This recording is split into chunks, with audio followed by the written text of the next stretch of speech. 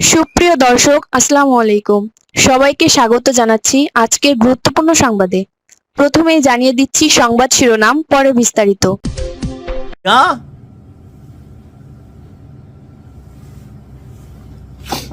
सच्ची है का भाऊ भाऊ ऐसे मजाक नहीं करने का हमको डर लगता है। আমার কাছে মনে হয়েছে যে ঘটনাটা পলিটিক্যাল বক্তব্যের বাহিরে কিছুই না।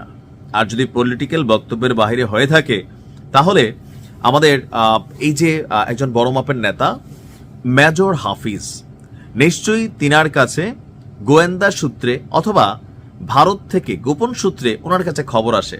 মাঝে মাঝে আমার দেশ পত্রিকার মাহমুদুর রহমান ভাইয়ের কাছে কিন্তু অনেক খবর আসে ভারত থেকে গোপনে।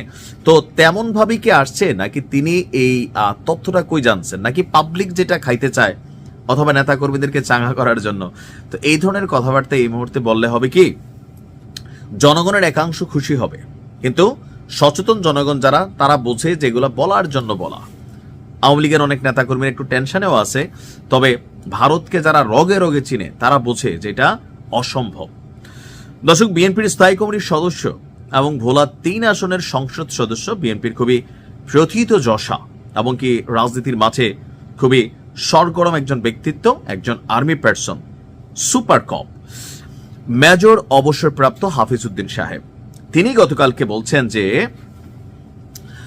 বাংলাদেশের নাগরিককে হত্যা করে, গণতন্ত্রকামী মানুষের জীবন নষ্ট করে এই মুহূর্তে ভারতে শেখ হাসিনা অবস্থান করছেন।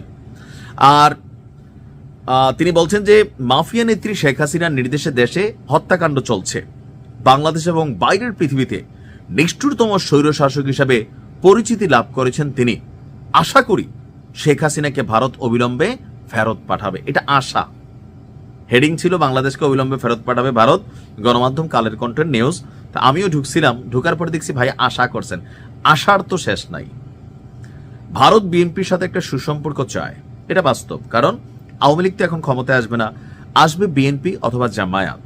তো এই দুইটা দলের মধ্যে ভারতের অফকোর্স যে পয়েন্ট অফ ভিউতে পছন্দ হচ্ছে বিএনপি। এখন জনাব তারেক রহমান বাংলাদেশে আসার পরে এই ধরনের কোনো বক্তব্য দেন নাই, বাট বিএনপির বিভিন্ন নেতাকর্মীরা এই ধরনের বক্তব্য দিচ্ছেন। এটা হচ্ছে পার্ট অফ পলিটিক্স, এমনকি দলীয় নেতাকর্মীদের চাঙ্গা করা, গণমাধ্যমের ফোকাস করা। এছাড়া আমার কাছে মনে হয় না যে তিনি আশা করছেন। সো আশা করা এক জিনিস, বাস্তবতা আরেক জিনিস।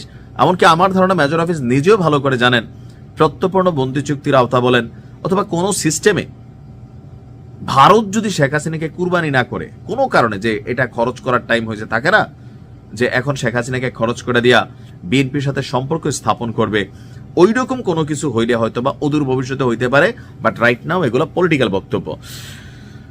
তিনি বলছেন যে আমরা আশা করব ভারত সরকার শেখ হাসিনা সহ যারা ভারতে পলাতক আছে তাদেরকে গ্রেপ্তার করে বাংলাদেশে ফেরত পাঠাবে।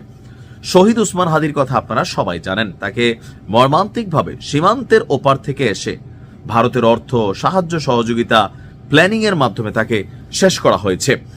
আওয়ামী লীগের স্থানীয়রা তাকে আবার ভারতে পাচারও করে দিয়েছে। সুতরাং জনমনে অনেক সন্দেহ যে আগামী নির্বাচনের জন্য যে সময় বাকি আছে এইসবের মধ্যে আওয়ামী লীগ আরো কোনো ঘটনা ঘটাবে কিনা, বা মাফিয়া হিসেবে আওয়ামী লীগ অনেক ঘটনা ঘটানোর চেষ্টা করবে এবং তাদের প্রতিবেশী রাষ্ট্র থেকে তাদেরকে সহায়তা দেওয়া হবে। তাদের জন্য ভারতের বিভিন্ন জায়গায় অভয় আশ্রম গড়ে তুলছে। এখন একদিকে ভারতের সাথে তারেক জিয়ার পজিটিভ একটা অবস্থান তৈরির চেষ্টা, অপরদিকে বিএনপির খুবই বড় মাপের একজন নেতা, সাবেক সামরিক কর্মকর্তা, ওনার এই বক্তব্যে ভারত আবার কিভাবে দেখছে না জানি, রাগ হইয়া বলে ঠিক আছে জামাতই ভালো, আমরা জামাতেরকে আগামী দিনে ক্ষমতায় দেখতে চাই। মানে রাজনীতিতে না যে কোনো মুহূর্তে যে কোনো পরিবর্তন হতে পারে। তবে এই টোটাল বক্তব্যটা আমার কাছে মনে হচ্ছে পলিটিক্যাল পয়েন্ট অফ ভিউতে কর্মীদেরকে চাঙ্গা রাখা। আর মনোনয়ন তিনি পেয়েছেন, এরপরে আসার পরে একটু ক্যামেরার সামনে বসছেন, একটু কথাবার্তা বলতে হবে। বাংলাদেশের একটা সুস্থ মস্তিষ্কের মানুষ জানে যে ভারত এই মুহূর্তে কোনোভাবেই আওয়ামী লীগের একজন সাধারণ নেতা তো দূরের কথা, শেখ হাসিনাকে জীবনও ফেরত দিবে না।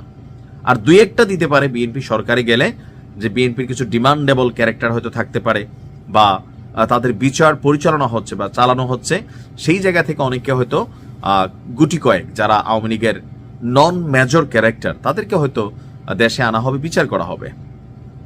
আর অকল্পনীয় যেটা হচ্ছে যে ভারত শেখ হাসিনাকে ফেরত দিয়ে দিবে। ভালো থাকুন, আসসালামু আলাইকুম।